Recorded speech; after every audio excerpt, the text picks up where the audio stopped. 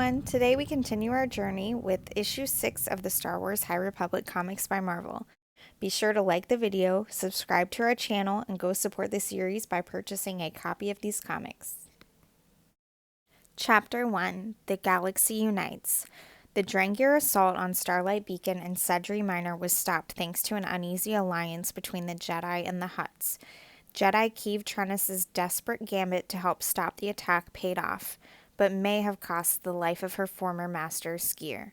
Now a much greater conflict is about to test Keeve and the Jedi like never before. Davak, the Outer Rim. The last few months have been tough for all of us. The frontier has changed. Where once there was excitement, there is now uncertainty. Where there was hope, there is fear. I thought we'd stopped the Drengir, that we'd won, but they came back stronger, taking root on hundreds of worlds. It's overwhelming, exhausting. Avar says this is our defining moment, a challenge only the Jedi can face, that in the darkness, we are the light. Master Avar Kriss, riding on a Rancor, charges into battle with Myarga and the Bond twins Tarek and Seret, united in a common goal. But what if she is wrong? What if it's already too late? They attack the Drengir, Myarga exclaiming, "Is this not exhilarating? Jedi Blade and Hutt Beam united against a common foe. Nothing can stop us." Avar slices a Drengir vine, saving the natives from being devoured. Pride is just as much an enemy as the Drengir, Myarga. We must stay focused. Trust the Force, not our weapons. Myarga blasts the maw of the Drengir. "Pah! You should have let me blast them from orbit. My death charges would have wiped out all organic life on the planet, including those we've tried to protect," the Bond twins finish. Myarga turns to them. Yes, but it would be fun. Starlight Beacon. Maru talks to his droid. "I do hope that Marshal Kriss hasn't misjudged this situation, Casey. Our new allies are challenging, to say the least." Casey beeps in agreement. A hollow of Jedi Master Stellan Gios appears. "You are concerned, Maru?" "Master Gios, I wasn't expecting to hear from you," a surprised Maru responds. "We need to talk. There are those on the council who share your unease about Avar's pact with the Hutts." Pact seems a highly emotive word, council member. As unconventional as it seems, the alliance is delivering results. The Drengir's advance across the frontier is slowing. "It should never have begun," Stellan corrects. "And what of the other matter? The council is still awaiting your report." "Ah, yes," Maru answers. "My apologies for the delay. Unfortunately, when it comes to Master Skier, there is very little change." Skier, strapped to a medical table, unconscious, while Keeve looks on at her former master. "I should be out there, with Avar and the others, but how can I when he's still like this?" she asks herself. Dr. Ginole tells me that the stasis field is working, that Skier's Drengir infestation is being held in check, but that's only half the story. He's slipping away, piece by piece, moment by moment. I can barely sense him now. She thinks back to the mind touch he had asked her to perform on him. I should never have listened to him on Sedri Minor. Yes, we bought ourselves time, but at what cost? I should have found another way. "Doctor, what if we run another tissue scan?" she asked as the snake-like Dr. Ginole comes up behind her. "We've run a dozen already," he responds. "Then we need to run more," she begs. "Before this happened, Skier told me that he was losing his connection to the Force. There must be a reason." The doctor looks down at her. "Jedi Trennis, I don't pretend to be an expert in such matters, but have you considered that the cause might not be physical at all? Could it just be that Master Skier has suffered a crisis of faith?" "Just one more scan, please," she repeats. "There has to be more to this. Skier taught me everything I know. He was always so sure, so steadfast. If this could happen to him, what does that mean for the rest of us?" One of the twins approaches a group of victims, tangled up in Drengir vines. He calls to Avar, "Marshal Kriss, We have found the settlers. Alive? She asks. Unfortunately, no. Their bodies have been drained of all nutrients. From atop her rancor, Avar continues to slash at Drengir vines. Then we must redouble our efforts. There must be a way to stop this slaughter. The rancor groans in pain. Light's grace, Avar cries as the Drengir vines enter the mouth and nose of the rancor. The beast crashes to the ground as Avar leaps off, falling to the ground. Avar lands with Drengir closing in on both sides. Meat, meat, meat. Tarek yells to her, Marshal Chris! She stretches out her hand. The force protects me, Tarek. Mayarga arrives on her hovercraft. A pity the same cannot be said for your rancor. The beast is corrupted. She blasts it with her cannons. Mayarga! That was a living being, Avar cries. Bleeding hearts rarely win wars, Marshal. You would do well to remember that. Avar slices through vines as she leaps out of the way of the Drengir. This is getting out of control, and for once I don't mean the huts. Starlight, we need reinforcements, she calls on her comlink. Scramble every Jedi on the beacon, now. Maru calls to Keeve. Jedi Trennis, did you hear the Marshal?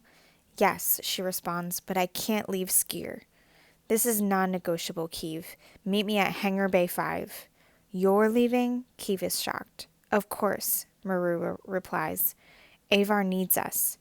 That settles it. Keeve presses a button outside of Skier's medical bay, causing the stasis field to dissolve. Jedi, what are you doing? If you deactivate the field... This is about more than just Skier, Doc. He's our key to fighting the Drengir, but he can't do it on his own.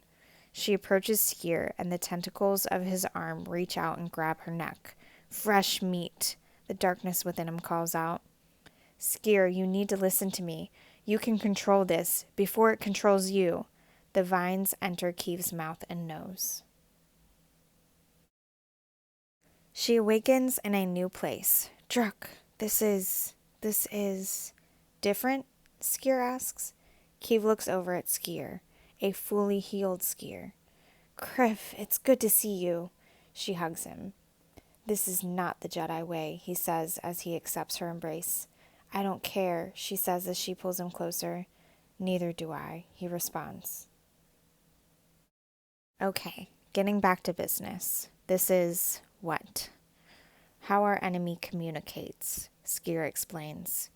If Archivist or Balin were here, he'd say it was fascinating. Keeve chuckles. If Archivist or Balin were here, he'd never shut up. None of this is actually here, is it? She asks, looking at the white roots growing all around them. No more than we are. It is a representation of the root mind that connects all Drengir, he explains. Through the Force, she asks. I don't know. Keeve looks up at her old master. Skier, what you told me, on Sedri Minor. Skier cuts her off. Now is not the time, my former Padawan. Maybe not, Keeve responds, but that conversation is coming. Skier lays a hand on the root system. I have no doubt, but for now, we should concern ourselves with what lies at the heart of the system. I tried to see, but wasn't strong enough. Then it's a good thing I'm here, although someone obviously doesn't think so. Keeve struggles as the roots start to wrap around her arms and legs. Maybe they don't like us rooting around. Did you just make a joke? You did, didn't you? You made a joke. Now I know we're in trouble. This is impossible. They respawn faster than we cut them down. How do we defeat an enemy that cannot be killed? Mayarga shouts to Avar. Just be grateful you cannot hear their song, Mayarga, Avar responds. It grows more discordant with every passing. She trails off. Their song is not alone. Avar calls to Starlight. Maru, is Keeve with you? She should be on her way. Why? Maru answers. I can hear her song. Within the Drengir. What? Maru to Dr. Ginole. Where is Keeve Trennis? Maru runs to Skier's medical bay to see Keeve inside with him, being held up by his arm of vines, tentacles in her mouth and nose. Force preserve us. Marshal, we have a problem. Keeve calls out. Maru. Maru turns to Dr. Ginole. Keeve has been infested alongside Skier. She did it to herself, the doctor replies. I have re-established the field to slow the plant's progress. Maru, Keeve repeats. We're looking for the heart of the Drengir. Avar, listening over her comlink, asks, did she say heart? On Sedri Minor, Skier talked about something called the Great Progenitor, the oldest and greatest of all Drengir. Keeve strains to respond. The first seed, but it doesn't want us to find it. I thought together we would be strong enough, but I was wrong. Maru and Orbalin run up to the stasis field. Then you require more assistance. Is that not right, Archivist? We are all one in the Force, Astala. Always one. Keeve hears them and asks, is that Orbalin? I take it back. He can talk as much as he wants. Grab the roots, Skier instructs. The ones that were just trying to cut us to shreds, she asks. Do it before they retreat. The roots start pulling them away. Where are they taking us? Asks Keeve. Where we need to go, Skier answers. To the Great Progenitor. They arrive at a massive Drengir, towering over them like a mountain. Lightning crashes as the beast opens its giant maw. That is the reason for all the pain, all the suffering. True, Keeve adds, and it's also pretty criff and big. But if none of this is real, then two can play at that game. The beast notices them. What? No, this is impossible. You cannot be here. And where is here exactly, little lady? You've been inside our heads. It's only fair to return the favor. Maru shouts to her from outside the stasis field. Keeve, what is happening? Maru, the progenitor knows we found it. It's trying to stop us. Stop me. But it's too late. Her eyes are dark, filled with stars. I can see inside its mind, Maru. I can see... Ah! The Drengir's roots stab through Keeve's torso. The roots must be protected at all costs. The harvest is ours. Skier looks down at his left arm. No, I won't lose you, real or not. This will not stand, he cries out as he rips his left arm from his body, severing the Drengir connection from himself and Keeve. Avar's eyes go wide as she hears a violent scream. Starlight? Starlight, come in. Something's happening to the Drengir. They're screaming. Maru runs to Skier. Master Skier has removed himself from the Drengir. The connection is lost, he answers. Avar calls over the comlink. But do we have the location of the progenitor? No, Skier answers. We have failed. Speak for yourself, Keeve says, looking down at her arm. What do you make of this? Skier looks at her wrist. Scratches from the thorns. They look like a name. Melita. Amazing what you can find when you're rummaging around a Drengir's brain, or nucleus, or whatever the criff they have. That's the trouble with telepathy. Keeve smirks. It cuts both ways, Maru finishes. I'm accessing the primary archive on Coruscant. There is no planet known as Melita within the Republic. However, there is mention of a system in ancient records dating back to the days of the Nightmare Conjunction. Avar listens in over her comlink as the battle continues. A system deep within wild space. Marshal, Keeve has done it. The Great Progenitor is within our grasp. Join us next time to catch the next chapter in the Star Wars High Republic comics by Marvel. Please be sure to like this video and let us know in the comments if you enjoyed it. Subscribe to the channel to follow along as we review more issues of the High Republic comics. Thanks, and may the Force be with you.